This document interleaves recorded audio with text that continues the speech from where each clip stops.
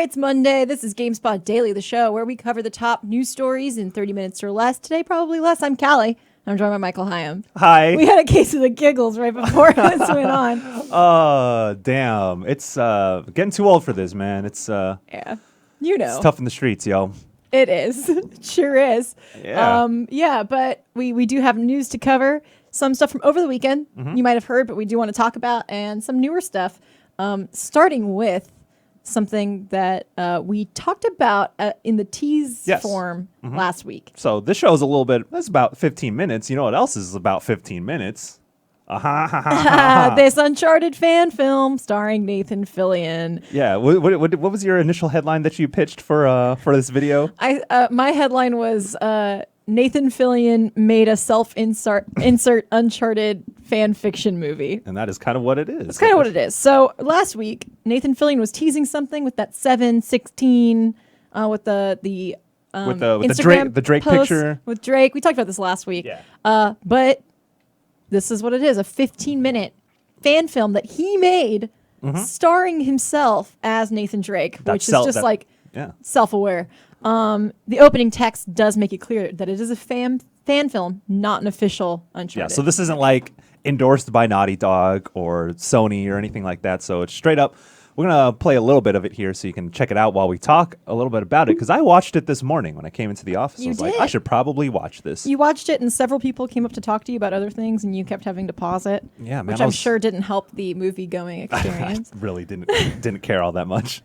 But yeah, like you mentioned, it stars Nathan Fillion as Nathan Drake. And if you follow Nathan Fillion, you'll recognize him from Firefly and Castle. And then so Stephen Lang plays Sully, and Sully looks very old in this movie. I don't think he'll pop up in the B-roll quite yet because this is 15 minutes, but Sully is a little bit older. And Marcia Monroe, is that how you say her name? I'm not sure. I think that's right. Okay, yeah. And then so she plays Elena Fisher. And you may recognize her from Book Club and Magic Mike. Magic Mike, very good film. Yeah, we could go on and on about Magic Mike and the merits of that fine film. So yeah, it's got everything you'd want in an Uncharted movie condensed into 15 minutes. So it starts with Nathan Drake captured and interrogated by some bad guys. Yeah, some bad guys. We just call him Nathan Squared because that's what he is. Yeah, it's two Nathans make one. And of so course, here he is captured by bad guys. We can skip ahead because this is going to go on. Do a little. There's Sully. There's Sully. He look real old. Goddamn. But yeah, so he breaks away from being captured and he starts punching dudes, of course. And then he finds some old documents that lead to some highly coveted treasure or some mystery, some hints as to where this highly coveted treasure is. And, Drake, Sully, and Elena find the next stop. And you know what? At the end of it, I'm going to spoil it. They end up wanting to go to the Philippines. I'm like, bro, I want to go to the Philippines. The hell? Yeah. Take me, Drake. So, I don't know. I think this is cute. He's very aware that this is what the people wanted. Yeah. Was him as Nathan Drake. And now you can stop asking. I'm sure he was like, please stop asking me. Fine, I'll just make this 15-minute movie with a high production value. Oh yeah, by the way. I mean, Nathan Fillion he's got a name, so I imagine that he's not going to do anything that doesn't have high production value. But still, he's on it. Yeah. I don't know what kind of budget they had, but this is, if you take into consideration that it's a fan film, like this is pretty damn good. Oh yeah. But I mean, it's still the fight choreography alone. It's fine. Towards the end, it gets really fucking like it gets real campy. That's fine. And it's fine. It's pretty cheesy, but what can you expect? It's fun. Lean into it. Yeah. Fun. Well, yeah, there you have it. That's what Nathan Fillion was teasing last week. Yeah. And it happened. Yeah, you can check it out. It's on YouTube. You can watch it for free. It's not like anyone's going to charge you. So unless Sony takes it down, which we hope not. Oh yeah, we'll see. We'll see how that plays out. But I mean, it's your boy Nathan Fillion. You can't just do that to him after all the effort and work he went into. Yeah, I'm really curious as to Also, it's not clear if he got quiet approval to do it either. Oh right. I wonder how that would play out if it was like a 2-hour film. Because 15 minutes, you can. There's of course, there's a cliffhanger. There's no full story arc within 15 minutes. But if they did do the whole thing, it's like, well, then you have to go to tropical locations. They would have to. I guess they would shoot in the Philippines. They would have to do a lot, and we don't know if it's monetized. I don't know if it's monetized on YouTube either, which would. Halikadito right quick. Yep. Anyway, so that's that. There you have it. Uh-huh. Watch it if you would like to. Yeah, it's free on YouTube. All right. Next up, we got something a little more serious. This is from last week, but we wanted to talk about it. Rainbow Six Siege players are now instantly banned for using slurs. You'll see. It's not always an insta perma ban, but there is a new insta ban system live now, which affects any user who uses hate speech. The first offense removes them from all parts of the game for 30 minutes. Second and third offenses get them a 2-hour ban. Actually, I don't know about this. I don't know if it's actually a progressive ban system. So my understanding is that there's just different levels of ban that you can get depending on the severity of your offense. So ranging from 30-minute bans, usually for the first offense, to a permanent ban after an investigation on Ubisoft's end. So that is my understanding of it because I looked at this yesterday. But basically, don't say slurs, and then you won't have a problem. It's really that easy. It's very simple. If you're out there playing Rainbow Six and you're wondering why you get banned for saying a slur, don't say it. It can be a learning process, all right? Yeah. Like, Rainbow Six Siege is a great game, and there's shitty people all across the world. So if you say shitty things, you'll face the consequences. So thank you, Ubisoft, for doing this. Yeah. They know it's not a flawless system. Of course. But Ubisoft will make changes to it over time. On Twitter, they said, quote, fighting against toxicity and cleaning up the Siege environment is a very real and important issue. And then another quote, no system is perfect, but it is working as intended in a majority of cases we've been seeing. Yes. And they also continued to say that this is not our final update for dealing with toxicity. We will continue to observe and make changes and expansions as needed. Ubi stated its three-pronged approach to tackling toxicity back in April. The quote we have is to track negative player behavior, manage those that behave poorly, and eventually implement features that will encourage players to improve their behavior, which would include not using slurs.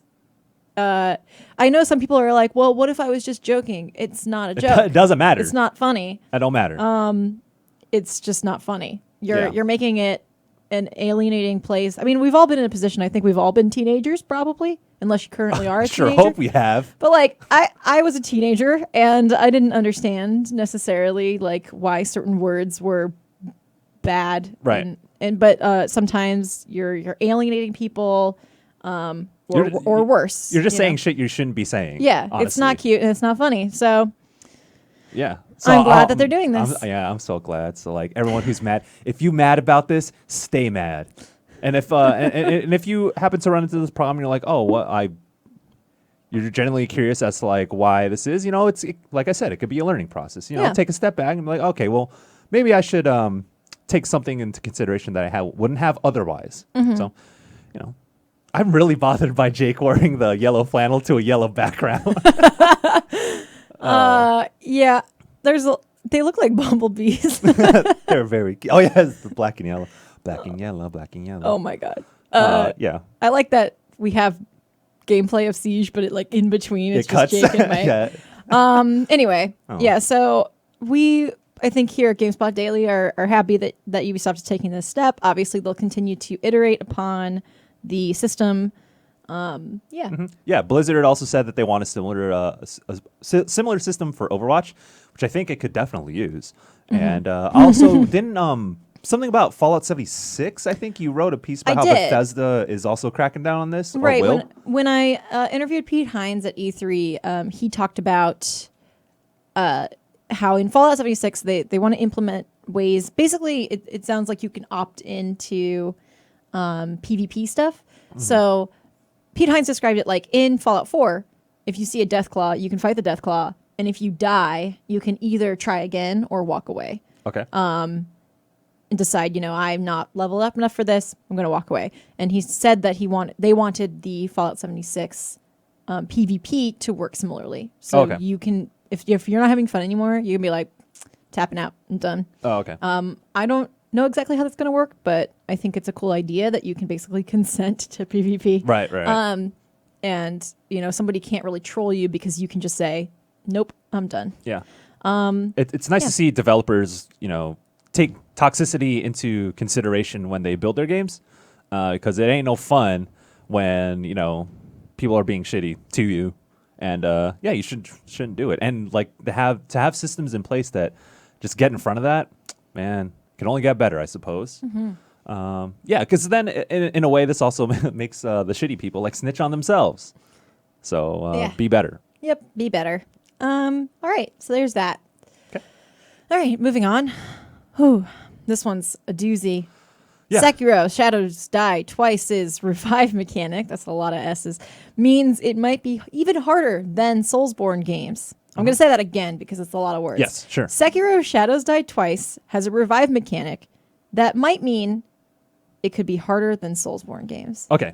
Yes, that is a lot to process. I understand. Yeah. This is from the official PlayStation blog, but they did an interview with Sekiro director Hidetaka Miyazaki. And Miyazaki previously said that Sekiro's combat could be more challenging than a Soulsborne games. This time he addressed how the resurrection mechanic can be used to make the game tougher. Yeah. Okay. And I'll read this quote from Miyazaki himself. I imagine this was translated. I also did an interview with Miyazaki, so it's translated. But he said this. There is... Okay, there we go. There's one thing I'd like to make sure isn't misunderstood. The resurrection system was not introduced to make the game easier. If anything, it can actually make the game harder because it allows us to push the edge of risky combat where the player can die at any moment. You don't necessarily need to go back every time you die. This helps to balance that out and allows for the riskier edge of the knife type of gameplay. He also said, the system itself is not yet 100% final, so we don't want to say anything that might end up changing. What we can say is that it's in a place to maintain the tempo of the game, and the difficulty of the game will be based around it. Just because you have this resurrection mechanic, it doesn't mean the player won't be afraid of death. I love the emphasis, like, don't worry, this isn't baby mode. Yeah. You could die anytime. You could die at any moment. I was going to swear. Never mind.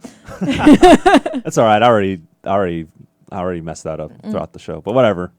That's good. We'll get over it. All right. But yeah, there's a lot of quotes from Miyazaki from this blog. I guess we can read through more of them before time runs out for the show. Mm-hmm, yeah, totally. Yeah, you spoke about combat and how it'll be different from Soulsborne games. Imagine you're wondering about that if you're interested in Sekiro. He said there are two key things about battle in Sekiro. In combat, one of the key aspects that's important in this game is the violence of the clashing of swords. The other thing is verticality and dynamic movement that you're allowed. So if you've played Dark Souls and Bloodborne, you know that you're kind of stuck to the ground.